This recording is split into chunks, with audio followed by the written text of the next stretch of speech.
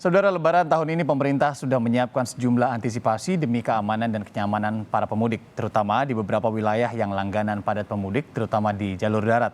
Lalu apakah berbagai kesiapan ini cukup dan apa saja yang harus disiapkan pemudik, terutama dari sisi kesehatan? Nanti rencananya kami akan menghadirkan dokter spesialis penyakit dalam yang juga sekaligus seorang influencer, Dr. Muhammad Syah Abdali. Dan saat ini kami juga sudah terhubung dengan Ketua Bidang Advokasi dan Kemasyarakatan dari MTI Masyarakat Transportasi Indonesia, Pak Joko Setiowarno. Pak Joko, pagi. Selamat pagi, Pak Selamat Jody. pagi. Pak Joko, ini ngobrol-ngobrol lagi soal mudik ini karena memang lagi trennya sekali ya. Mudik setelah 2 tahun libur begitu, ini masyarakat sudah siap-siap lagi. Bahkan sebenarnya sudah tanggal segini udah banyak juga nih sepertinya yang akan mudik karena pemerintah juga menghimbau sebelum 28 Mei begitu ya. Anda melihat kesiapannya sejauh ini mungkin yang Anda pantau juga dari berita seperti apa, Pak Joko? Ya, beberapa hari ini saya melakukan perjalanan untuk memantau mudik yang ke arah Sumatera ya. Oh, Pak Joko lagi Jadi mudik nih? mulai memantau saja, belum mudik. Oh, memantau saja. Oke. Atau yang mudik di Merak, kemudian persiapan di Bandar Lampung. Iya. Hari ini sudah di Palembang, nanti kita akan lihat juga kalau di Palembang selain di terminal bis di alang-alang lebar, juga nanti penyeberangan di Tanjung Api Mhm. yang menuju Pulau Bangka. Ya, itu kemudian nanti juga di beberapa rest area kita sudah lihat juga. Memang fenomenanya melihat kemarin yang pertama di Merak itu sebenarnya kapasitasnya itu mencukupi kalau terjadi sebaran merata dalam 1 hari. Namun nampaknya ini sebarannya tidak bisa merata, rata-rata itu mereka lebih memilih berangkat menyeberang itu malam hari. Oke. Dengan pertimbangan kalau sampai di Bakauheni itu pagi, mereka bisa melanjutkan perjalanan. Alasannya apa? Alasan keamanan. Nah, ini pemerintah perlu menjamin adanya keamanan di daerah Lampung. Dan ini sudah bertahun-tahun terjadi. Saya kira kalau ini keamanannya terjadi, mereka juga tidak mungkin melakukan perjalanan malam. Meskipun sudah diupayakan dari pihak ASDP, umpamanya kalau beli tiket selain malam itu diberi korting 20%, dia tidak pengaruh juga katanya. Hmm. Karena keamanan lebih utama ketimbang tiketnya murah. Ya benar juga, masyarakatnya cerdas itu ya. Nah, oleh sebab itu, sekarang pemerintah bagaimana menjamin keamanan ya di daerah Lampung, sehingga mereka jam berapapun pulang itu aman. Itu yang penting. Keamanan Ya, biar dalam pemerintah hadir. ya, dalam sisi infrastrukturnya Pak seperti lampu dan lain-lain, jalan yang mungkin masih berlubang atau keamanan dalam arti yang lain, Pak? Keamanan dalam arti luas, artinya mereka takut dibegal dan sebagainya. Oke. Ya, selain penerangan jalan. Juga itu penting ya. Yang jelas itu keamanan pada dirinya, keselamatannya itu Mhm. yang harus dilakukan, dan itu bertahun-tahun terjadi sampai sekarang. Jadi kalau ada jaminan seperti itu, nantinya Merak mungkin tidak seperti sekarang Lampung Puncak. Namun karena ini himbauan cukup gencar juga lewat media-media, nampaknya perjalanan mudik itu sudah dimulai sejak hari Jumat lalu. Mhm. Kalau kita lihat itu sudah mulai ada penambahan-penambahan, mudah-mudahan nanti pada saat puncak mudik yang diprediksi 28-29 itu tetap ada puncak, tapi tidak membuat antrian dimanapun yang Iya. begitu panjang. Itu dia yang Ya, yang kita harapkan juga bersama ya, karena jangan sampai 2 tahun tidak mudik, antusiasme masyarakat tinggi sekali, berangkat di tanggal 28 itu terjadi penumpukan begitu ya, membludak jumlahnya di jalan begitu yang kita juga antisipasi.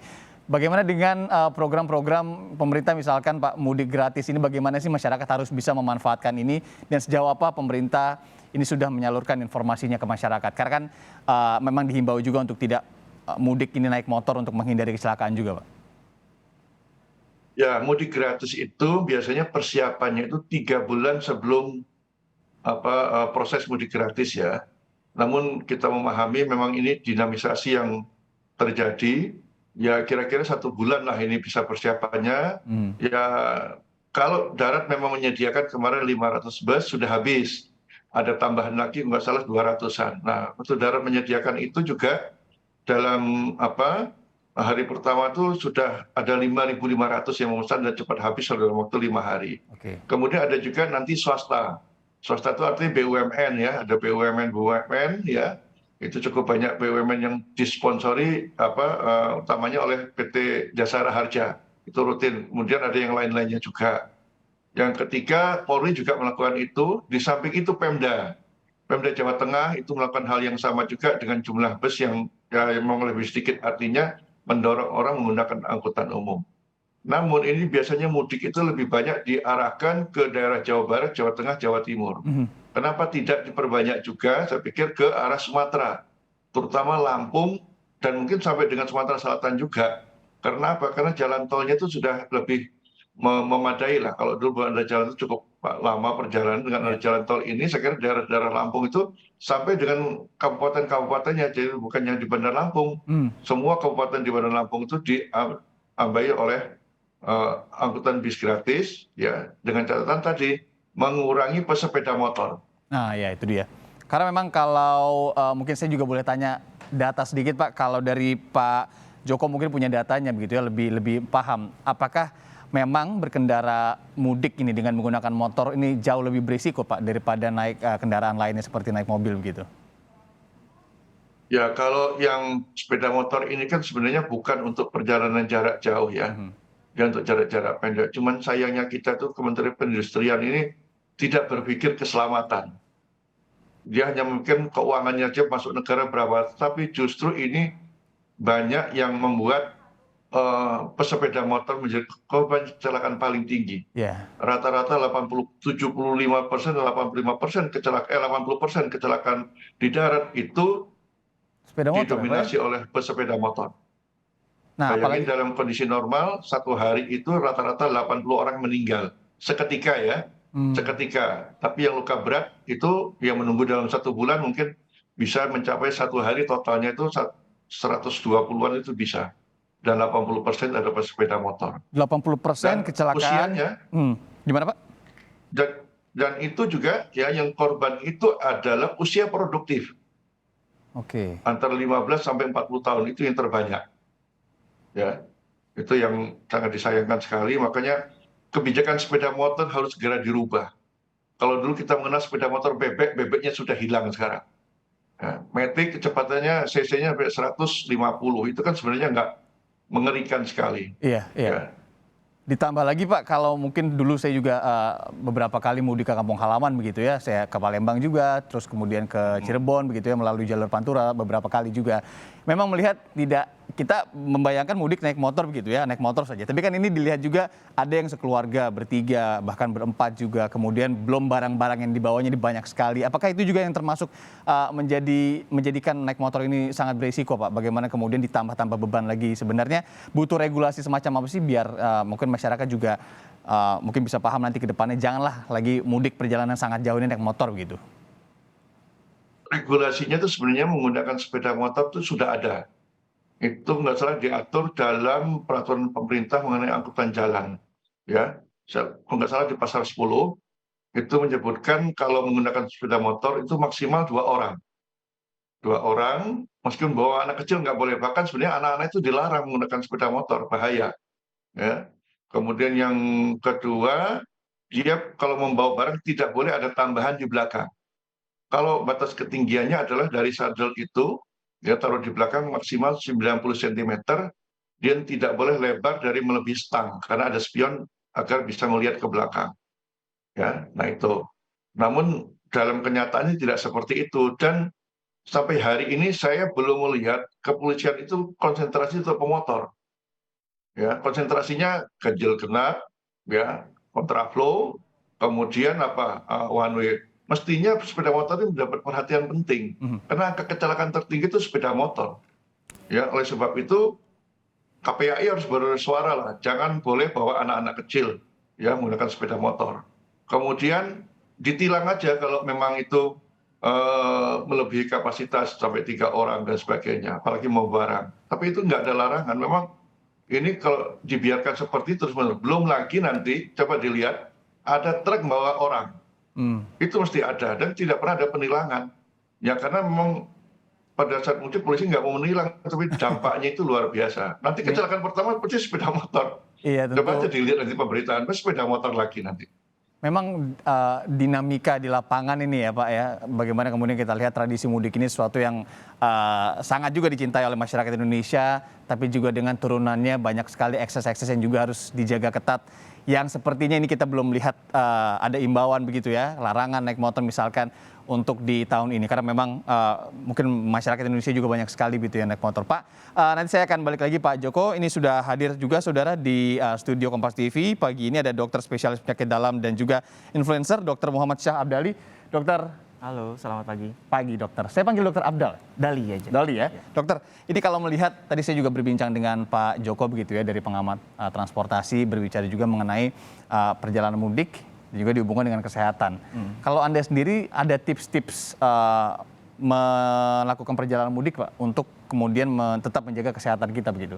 Oke, jadi kan kita lagi masa pandemi ya, kita belum endemi COVID dan memang cuaca lagi nggak nentu nih, kadang panas, kadang hujan. Terasa Jadi sekali. memang yang jadi prioritas utama adalah kesehatan. Jadi harus fit syarat untuk mudik ya, apalagi kita mengemudi dengan kendaraan pribadi ya. Itu yang paling penting. Tapi kalau untuk tips-tipsnya ya, kita selain non medis dulu lah. Oke. Yang pertama kan ada syarat nih sekarang, mudiknya beda nih sama yang mudik-mudik yang sebelumnya ya, bahwa harus sudah vaksinasi.